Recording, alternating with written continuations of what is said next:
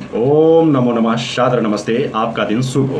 प्यारे मित्रों, आज हम सनातन धर्म के बारे में कुछ चर्चा करेंगे और उम्मीद करता हूं कि आप लोग इस चर्चा में अंत तक शामिल रहें ताकि जो भी बातें चर्चा में होगी उन सारी बातों को आप सही पूर्वक समझ सकें। तो आइए देर न करते हुए चर्चा को प्रारंभ करते हैं। प्रारंभ करने से पहले आप सभी से मैं एक प्रश्न करना चाहता हूं। वह प्रश्न है कि क्या सनातन धर्म के मूल ग्रंथ कौन से हैं? सनातन धर्म के मूल ग्रंथ कौन से हैं? आइए इसी ग्रंथ के ऊपर हम चर्चा करेंगे और जानते हैं कि वह ग्रंथ कौन सा है। आप अमूमन अपने ग्राम शहर में कहीं भी कुछ लोगों से अगर यह सवाल करेंगे, यह प्रश्न अगर आप करेंगे तो आपको सटीक उत्तर नहीं मिलेगा। इधर उधर की बातें बहुत सारी मिलेगी, पूछने पर पता चलेगा। कोई मूल ग्रंथ अगर पूछेंगे सनातन धर्म के मूल ग्रंथ कौन सा है तो किसी का उत्तर होगा रामचरितमानस है, किसी का उत्तर होगा श्रीमद् भागवत गीता है, किसी का उत्तर होगा श्रीमद् भागवत पुराण है, किसी का उत्तर होगा शिव पुराण है, किसी का उत्तर होगा हनुमान चालीसा है। लेकिन जो मूल ग्रंथ है उसके बारे में बहुत कम लोग ही जानते हैं। तो आइए आज हम उसका उत्तर आप लोगों के सामने प्रस्तुत कर रहा हूँ। सनातन धर्म का मूल ग्रंथ जो है वह चारों वेद है। मूल का मतलब होता है आधार। जिस आधार पर सनातन धर्म स्थित है, जिस आधार पे सनातन धर्म स्थित है, उस आधार का नाम ही वेद है और वेद चार है। अब आइए जानते हैं वेद कैसे हमें प्राप्त हुआ, किन किन विषयों को वेद में समाहित किया गया है, किन किन विषयों की चर्चा है, वेद में क्या है, इस पे थोड़ा सा प्रकाश डालने का प्रयास करते हैं। विश्व के पुस्तकालयों में सबसे प्राचीन ग्रंथ वेद है। पूरी विश्व के पुस्तकालय में सबसे प्राचीन अगर कोई ग्रंथ है तो वह चारों वेद है। वैदिक परंपरा के अनुसार आज से लगभग 1 अरब 96 करोड़ 8 लाख 53,000 वर्ष पूर्व जब इस पृथ्वी पर मनुष्य की सर्वप्रथम उत्पत्ति हुई, तब ईश्वर ने 4 ऋषियों अग्नि, वायु, आदित्य और अंगिरा को क्रमशः ऋग्वेद, यजुर्वेद, सामवेद तथा अथर्ववेद का ज्ञान प्रदान किया। इन्हीं ऋषियों ने अन्य मनुष्यों को इन वेदों का ज्ञान दिया और तब से आज तक गुरु शिष्य परंपरा से इन वेदों का ज्ञान का आदान प्रदान चलता चला आ रहा है।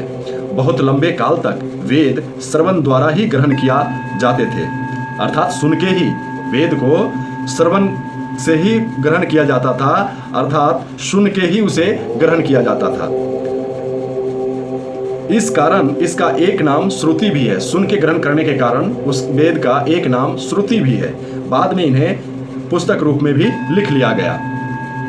ऋग्वेद का मुख्य विषय पदार्थ ज्ञान है, अर्थात इसमें मुख्य रूप से संसार में विद्यमान पदार्थों का स्वरूप बताया गया है।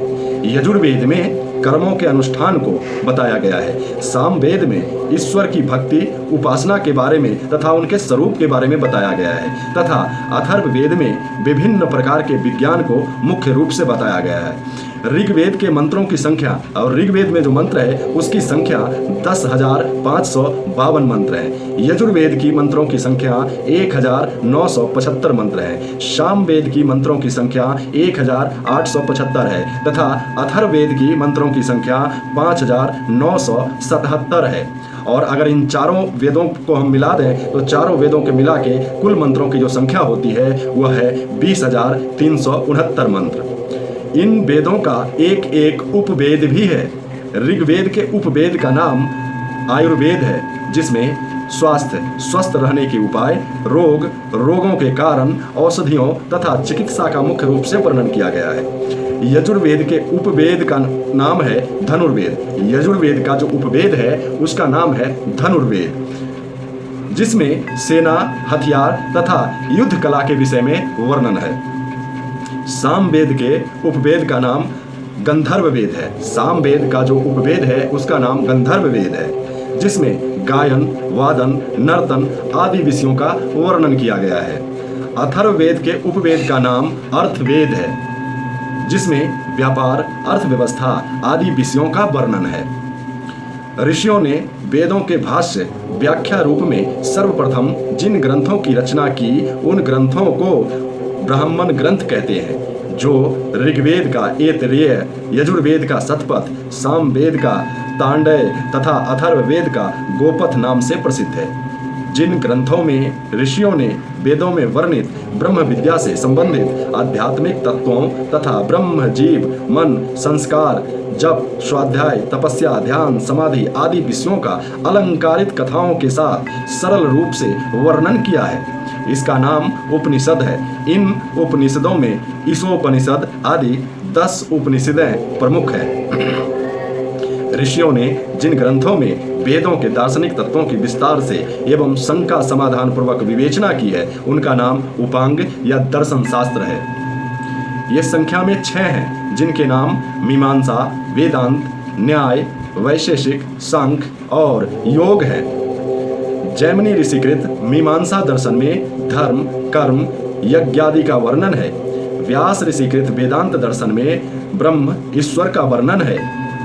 गौतम ऋषिकृत न्याय दर्शन में तर्क प्रमाण व्यवहार व मुक्ति का वर्णन है।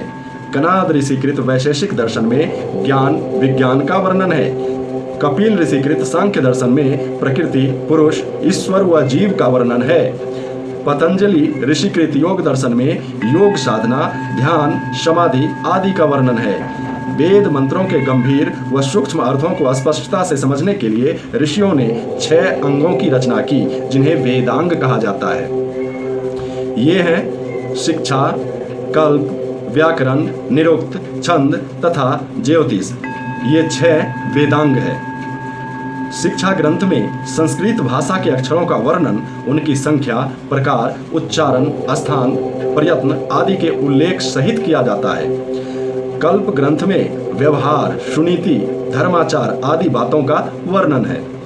व्याकरण ग्रंथ में शब्दों की रचना, धातु, प्रत्यय तथा कौन सा शब्द किन किन अर्थों में प्रयुक्त होता है, इन बातों का उल्लेख है।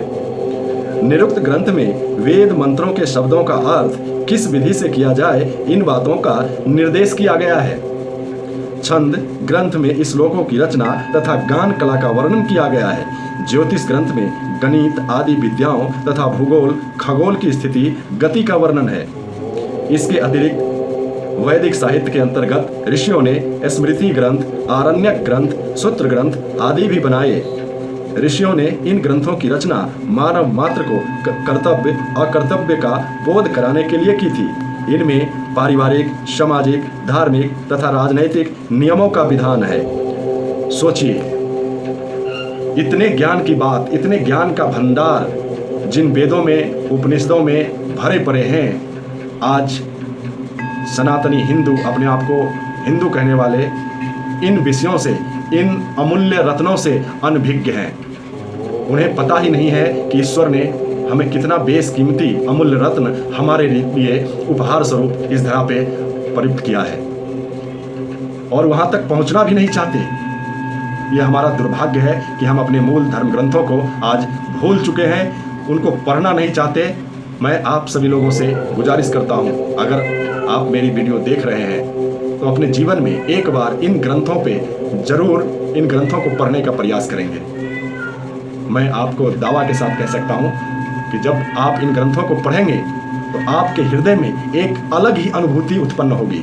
आपको लगेगा कि हाँ, मैं कोई सत्य ज्ञान को पढ़ रहा हूँ, सत्य चीज़ों के बारे में जान रहा हूँ। ऐसा आपको आपके हृदय में अंदर आत्मा में महसूस होगा, कारण कि मैं पढ़ता हूँ, और जब पढ़ता हूँ तो मुझे महसूस होती है कि अगर मैं वेद पढ़ रहा हूँ तो ऐसा महसूस होता है कि आज हम कोई सत्य चीज़ को ग्रहण कर रहे हैं, कोई सत्य पदार्थ के बारे में, कोई सत्य वस्तु के बारे में आज हम जानकारी ग्रहण कर रहे हैं। तो इसलिए मैं आप सभी से कहना चाहूँगा कि जब भी समय मिले आप अपने मूल ग्रंथों पे अवश्य ध्यान दें, उसको पढ़ने की प्रयास करें। पढ़ने का प्रयास करने के बाद जो भी चीज़ें, जो भी ज्ञान आपको प्राप्त होती है, उस ज्ञान पे चलने का, अर्थात उस ज्ञान को अपने जीवन में धारण करने का प्रयत्न करें। जीवन सुखमय हो जाएगा।